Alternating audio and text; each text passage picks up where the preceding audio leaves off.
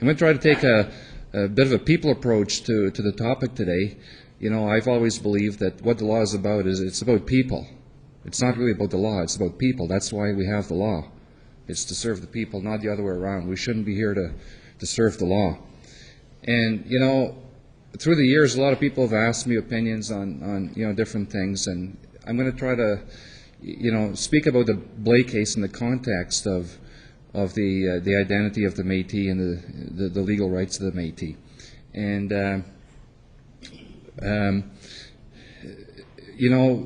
there are often misconceptions, out there.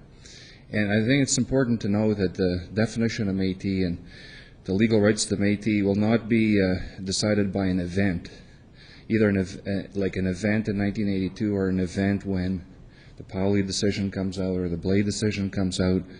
But it's really a process, and it's a process that includes people, all the people, and includes you and our people in the community, because everything is really interactive, and one thing influences the other. It's really a process. Often people would like to see a simplistic answer. People, I think it's the human tendency to strive to have an answer.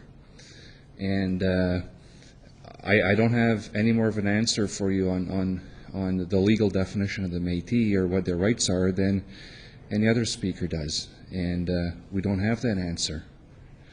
But I'd like to talk about that process. Ernie Blais was the president of the MMF in 1994. I'd like to give a little history of how the case came about.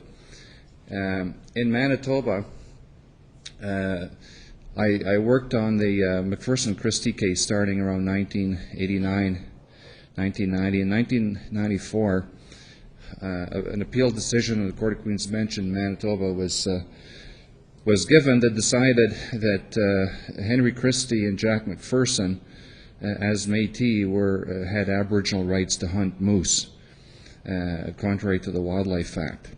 So this was the first precedent in Canada that really recognized Métis as a Métis and having Aboriginal rights to hunt. And after we won on appeal, the Crown didn't appeal further.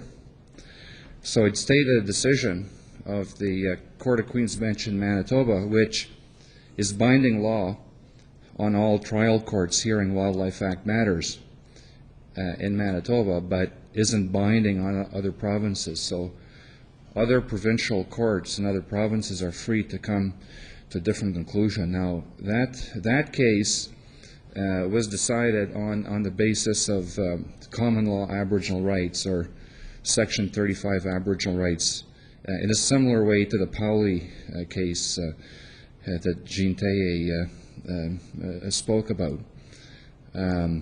Now, at that time, what happened is Ernie Blais was president, and he was flooded with telephone calls.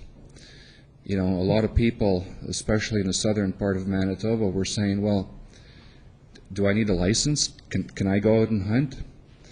And at that time, officials from the Wildlife Enforcement Department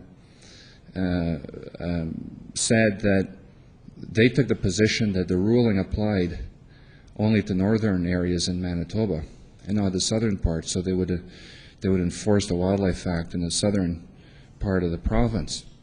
Now, this brings about a distinction that's pretty important, I think, to understand when talking about Aboriginal rights and Métis Aboriginal rights, that there are different sources of Aboriginal rights for the Métis, and there are several.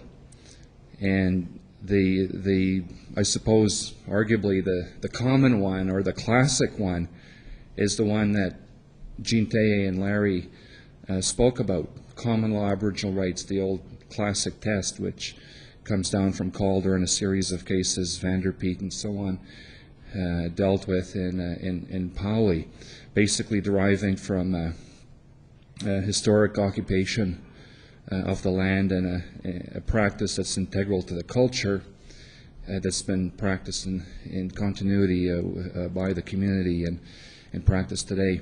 Now, with respect to Aboriginal rights, common law Aboriginal rights, the effect of going out there and winning a case like that is that the people, the Métis people from that community, is then entitled to be beneficiaries of that ruling. But rulings are done on a case-by-case basis and on a community basis. So that means, for example, Jack McPherson, Henry Christie, they're Métis from Big Eddy in northern Manitoba around the Paw area. So the rights of the Big Eddy Métis people are restricted to the traditional lands, the traditional geographic areas, which cover areas north of the Paw and east of the Paw, and certain geographical areas. So Jack McPherson, for example, can't come to southern Manitoba and hunt where Ernie Blais was hunting under his common law Aboriginal rights. Now,